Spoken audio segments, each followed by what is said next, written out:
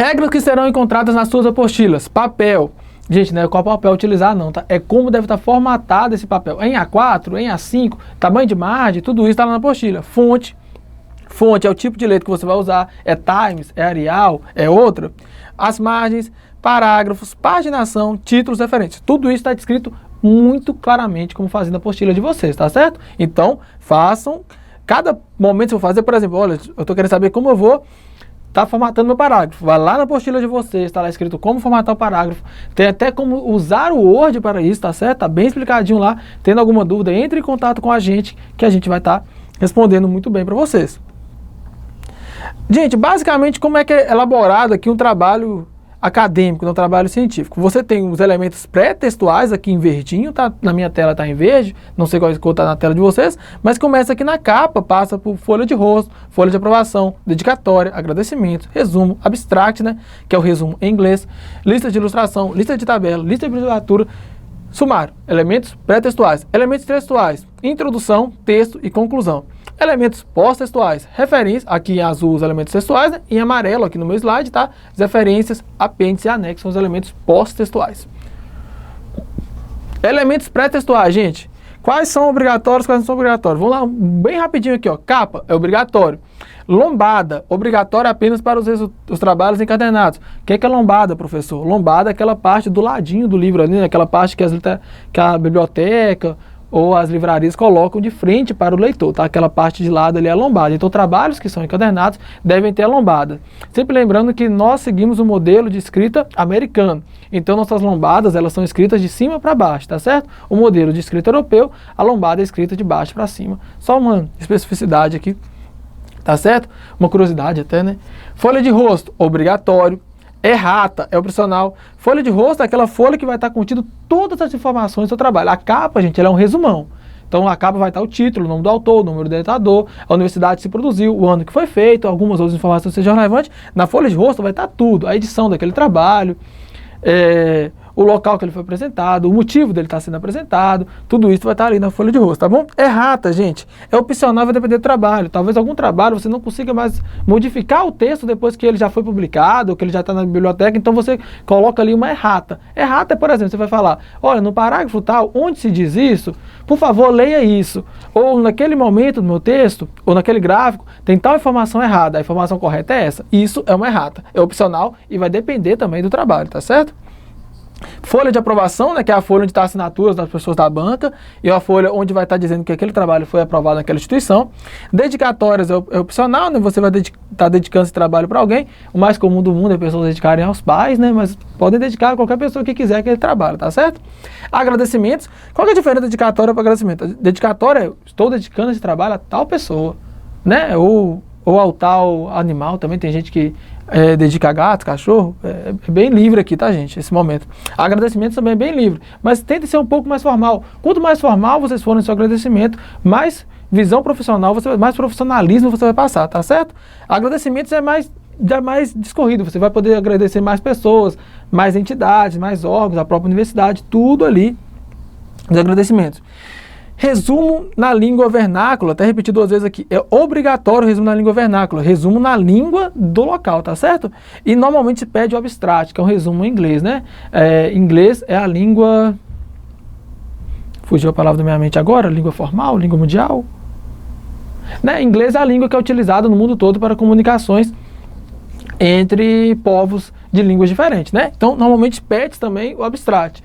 É obrigatório? Normalmente é opcional, mas se for obrigatório tem que fazer também aquele resumo em inglês. O resumo em inglês deve ser exatamente o resumo em português, só que em outra língua, tá certo, gente? Então, resumo na língua vernácula, que é a língua natal daquele local que está sendo feito ali, é obrigatório. Lista de ilustração, opcional, lista de tabelas, lista de símbolos, sumário. Gente, aqui sobre essas listas eu vou dar uma dica para vocês. Olhem sempre como fazer o link direto, passa muito profissionalismo isso. Quando você envia o trabalho em PDF, hoje nós estamos vivendo uma pandemia, o mais comum é se enviar trabalho em PDF, é legal que a pessoa vá lá e consiga clicar, tá bom? Por exemplo, a lista de tabelas, ela clica naquele momento, ela já vai para a tabela. No sumário, né, ela está ali, introdução, eu clico na introdução, já vou para a introdução, clico para metodologia, já vou para a metodologia, tá bom? O trabalho me leva a isso. Esses links são bem simples de serem feitos, tem explicações muito boas no YouTube, vão lá, consultem isso, passa muito profissionalismo no seu trabalho, tá bom? Elementos pré-textuais ainda. Tem o resumo, né? Vamos falar um pouquinho sobre o resumo. Deve utilizar frases concisas e afirmativas e não enumeração de tópicos. A primeira frase deve ser significativa, então a primeira frase é a mais importante do resumo, gente. A primeira frase é: esse trabalho fala-se disso. Tá certo? Então, fala exatamente qual que é o problema que está sendo tratado no seu trabalho. Na primeira linha do resumo. É muito difícil, é complicado, mas você vai ver que a partir do momento que você tenta falar qual que é o problema do seu trabalho com apenas uma linha afirmativa, não é mais interrogativa, né? Apenas uma linha, você vai ver que quanto você aprendeu a mais do seu trabalho só de fazer esse exercício. Não deve ultrapassar 500 palavras, dependendo do local pode ultrapassar, tá, gente? Mas mais de 500 palavras fica um resumo muito cansativo, fica chato de ler, o importante é ter 500 palavras no máximo, tá bom? Deve ser apresentado em um parágrafo único. Elementos textuais. Então a gente tem a introdução, o desenvolvimento e a conclusão. Falei bastante deles aqui, tá certo? Em momentos anteriores da aula, vamos pular. Elementos pós-textuais, há referências, um glossário, né? O glossário é quando você vai estar colocando, por exemplo, os termos que eu utilizei aqui, os conceitos que eu utilizei, uma explicação sobre eles, é opcional, apêndice e anexo. Esses dois são obrigatórios, tá certo, gente? Mas só coloquem apêndice e anexo, são importantes para que o leitor tenha melhor entendimento sobre o seu trabalho. Não coloca nada além disso não, tá certo? Só se esse apêndice e esse anexo é importante para o seu leitor ter um conhecimento do seu trabalho. E o anexo também, tem um segundo ponto a falar aqui, trabalhos que utilizam de animais ou de seres humanos para serem produzidos, precisam de conselhos éticos, né? Tem conselho ético, na verdade, tem que ter norma ética sobre ele. Então, quando você tem a norma ética sobre ele, você submete seu trabalho a um certo conselho, e esse conselho vai estar repassando, né, um documento que comprova que aquele trabalho está dentro de uma norma ética. Esse trabalho sempre deve estar aqui nos anexos. Elementos de apoio ao texto, né, são elementos para enriquecer o texto. Citação, falei direto sobre ela, vou falar aqui sobre citação direta. É uma transcrição textual de parte da obra do autor consultado, então citação direta é uma parte exatamente igual ao que o autor falou, é um Ctrl+C, Ctrl+V do que o autor falou no texto dele, tá bom? Lembrando, sempre se passar de 4 linhas, essa citação direta tem especificidade, e as especificidades de como deve ser formatado está na sua apostila. Citação direta, texto baseado na obra do autor consultado. Então, eu li o que o autor falou, estou falando sobre o que ele falou, não estou falando exatamente a mesma palavra que eles não. Isso é uma citação indireta. E a citação de citação, devemos evitar? Devemos evitar, o tempo todo, citação de citação. É referência direta ou indireta de um texto em que não se teve acesso ao original. Gente, não é muito legal ficar usando citação de citação. Normalmente, a gente indica no texto com output, né? Autor X, output, autor Y, falou tal coisa. O que é isso? Citação de citação. Quando eu não tive acesso ao trabalho original, quando eu só li o que um autor falou sobre outro, eu falo que um autor citou sobre o outro, tá certo? Isso não é muito bom, não passa muito profissionalismo. Aqui vai uma dica, gente, deixar muito claro, essa dica não é formal, você deve evitá-la ao máximo, mas ela é importante para que o seu trabalho fique um pouco mais bonito. No momento que você tiver que usar uma citação de citação e você não conseguiu de maneira nenhuma ter acesso àquele trabalho que o autor citou, você vai fazer o seguinte, você vai colocar o nome do autor que está citando, vírgula, o nome do outro autor e os anos, né? O nome do autor e o ano, vírgula, o nome do outro autor, outro ano.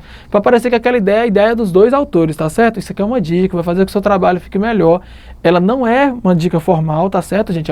Vai facilitar a escrita do seu trabalho, pode ser utilizada, deve se evitar ao máximo. Mas se não conseguir, use isso. É muito estranho, muito ruim ficar usando a PUT. A PUT, gente, é bom você utilizar apenas em trabalhos muito antigos. Por exemplo, um trabalho de 1700, um trabalho de 1500, você não tem como ter acesso a ele, é impossível ter acesso a ele. Aí você utiliza a PUT. Caso seja um trabalho que você não teve acesso por algum motivo, estou escrevendo com rápido, não achei muito rápido, qualquer coisa desse tipo assim que seja que realmente você conseguiria ter acesso àquele trabalho se você discorresse de outras técnicas para chegar a ele, né, seria possível, a gente não é tão legal utilizar o APUT. Mas trabalhos muito antigos, trabalhos realmente que a gente não tem acesso a ele, aí pode sim utilizar o APUT ou a citação de citação.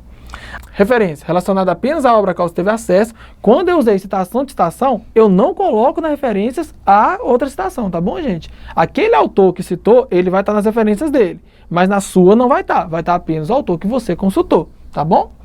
Notas de rodapé, são indicações, observações, os adiantamentos ao texto feitos pelo autor, tradutor ou editor. Então, no momento que você está escrevendo um texto, tem um conceito ali, você precisa falar aqui que é aquele conceito, mas você não quer perder no seu tempo ali a linha de pensamento. Então, estou falando, cheguei no conceito. Esse conceito, para o leitor entender tudo que eu estou falando, ele deve saber esse conceito. Só que eu não tenho certeza se o leitor sabe ou não esse conceito.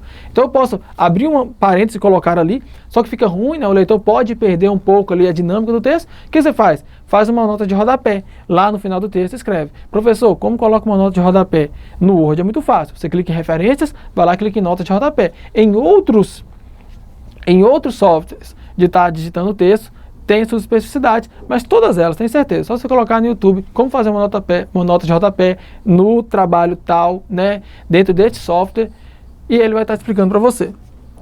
Alíneas, quando for necessário enumerar os diversos assuntos de uma seção que não possua títulos. Gente, alíneas na definição da palavra, né, são as partes de uma lei, né, as partes de um artigo de lei, né? Mas normalmente é quando você está fazendo seu texto e fala assim: tópico A, tópico B, tópico C, tópico D. Não necessariamente tem um título, né? Não necessariamente uma tabela. Isso também vai estar complementando seu texto.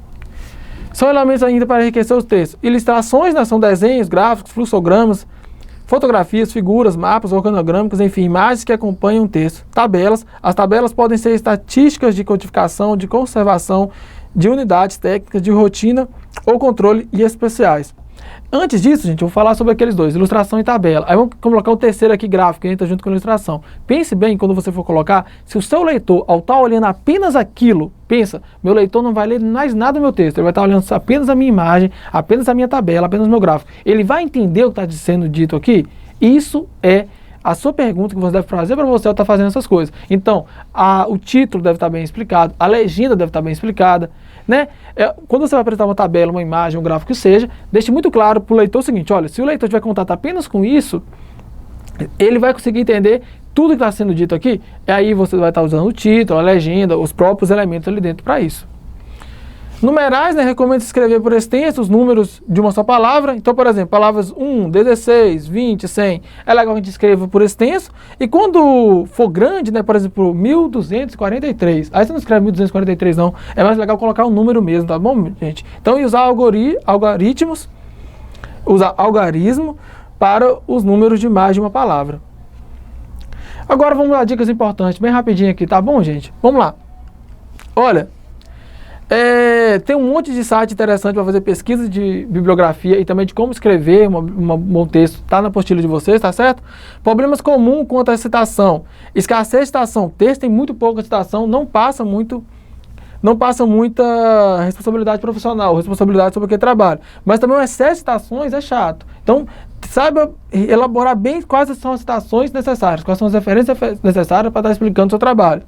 Presença no texto de informações que poderiam ir para as notas. Então, no seu texto tem explicações demais sobre conceitos, fica chato, fica estranho, fica ruim de ler. Coloca isso na nota de rodapé, é mais simples, tá certo? Falta de diálogo com a fonte. Então, a pessoa está lá, o autor tal falou tal coisa, o autor tal falou tal coisa, o autor tal falou tal coisa. Isso fica muito maçante de ler. Então, o autor tal falou tal coisa, que corrobora com o autor tal, ao passo que o autor tal falou tal coisa. No mesmo autor falou isso, outro autor falou isso. Então, até os verbos estão na apostila de vocês, pode estar no Google também. Então, faça a ligação entre as fontes. Não comece o trabalho fazendo isso, né? Não peça sugestão de tema ou área para ninguém. Gente, defina a área de estudo você, porque se você definir a área de estudo, você vai gostar do seu trabalho. Se você pedir para alguém, a pessoa vai dizer o que ela gosta, não o que você gosta. Eu estou falando aqui da área, tá, gente? Da área e do tema geral. A pergunta, o problema, é interessante que você construa junto com o seu orientador, tá certo?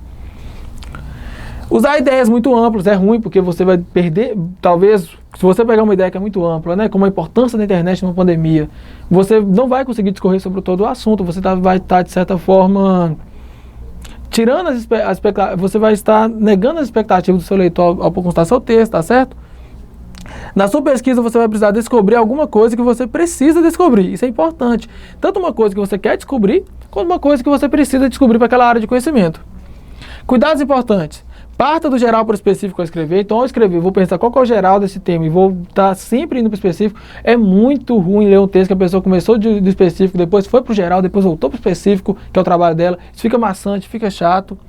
Antes de bater o martelo na escolha de tema de TCC, o ideal é pesquisar sobre ele em pelo menos 3 sites. Quais são os sites que são fundamentais, gente? Google Acadêmico, mas o Google Acadêmico vai te dar um monte de texto. Então, saiba selecionar ali melhor, tá bom? Biblioteca Brasileira de Tese e Dissertações, por quê? Talvez a sua pergunta já foi respondida por alguém. Quer dizer que você não possa fazer aquela pergunta? Claro que não, você pode fazer a mesma pergunta que ele. Mas aí, você consultando aquilo na Biblioteca Brasileira de Tese e Dissertações, que tem todas as teses e dissertações produzidas no Brasil, universidades, a partir do momento que elas vão para a biblioteca da universidade, elas também são linkadas a essa biblioteca brasileira, tá bom? É um site, tá bom, gente? Só digitar isso aqui no Google, vocês vão encontrar. Você pode, olha, essa pessoa olhou essa pergunta desse certo ângulo. Eu vou só mudar o ângulo um pouquinho aqui de olhar essa pergunta e vou conseguir fazer meu trabalho. O portal de periódico da CAPES, o maior portal do Brasil, tá bom? Referencial teórico. Esse tema contém alguns assuntos teóricos. É um tema que eu consigo discorrer teoricamente, eu consigo falar sobre ele ou não? É um tema que é muito fora da realidade teórica, né? Pesquisa científica, você consegue encontrar alguma coisa que se relaciona com o assunto teórico? Então, no momento que eu estudei todo o assunto teórico, tem um assunto teórico possível, é possível fazer uma pesquisa que tenha relevância para esse assunto teórico, que tenha um link com ele? Palavra de ligação, para saber se o tema está perfeito ou não e se ele pode ser transformado numa pergunta. Palavra de ligação, gente, eu vou explicar de uma forma mais simples aqui. É aquilo que eu falei no anterior, tá? Se é possível transformar seu problema em pergunta, faça esse exercício. É bom para você aprender sobre o seu tema e é bom para você apresentar seu tema. Segmentação, você deve verificar se o seu tema está suficientemente delimitado. Então, eu delimitei bem meu tema? Estou seguindo uma ordem lógica de pensamento? Tudo isso é importante nesse momento. Gente, para finalizar agora a aula, a última dica para ir para o finalzinho, tá bom? Se você chegou até aqui, parabéns. É importantíssima essa disciplina para todo o andamento do seu percurso aqui. Última frase, olha, o seu tema não deve ficar amplo demais, pois se isso acontecer, pode ser que você não consiga pesquisar sobre tudo o que está dito no tema. Isso é muito perigoso, porque o tema do trabalho chama atenção e os avaliadores criam expectativas baseadas nele. Tanto os seus avaliadores quanto o seu leitor, como pessoas que vão selecionar depois através desse trabalho, tá bom? Eu tenho diversos colegas da minha área de pesquisa que foram selecionados a partir do momento que escreveram boas dissertações e boas teses. E também bons TCCs. Então, quando os avaliadores olham o trabalho e percebem que ele é mais restrito do que o tema sugere, mostra que o seu trabalho não foi tão interessantemente apresentado assim. Gente, importantíssima a aula de hoje. Peguem a apostila, leiam sobre todo o conteúdo, tenham as normas da BNT não na mente, de forma nenhuma, mas acessíveis para você a todo momento. Eu sou o professor Alexandro Márcio da Silva. Muito boa tarde, muito bom dia, muito boa noite. Obrigado pela atenção.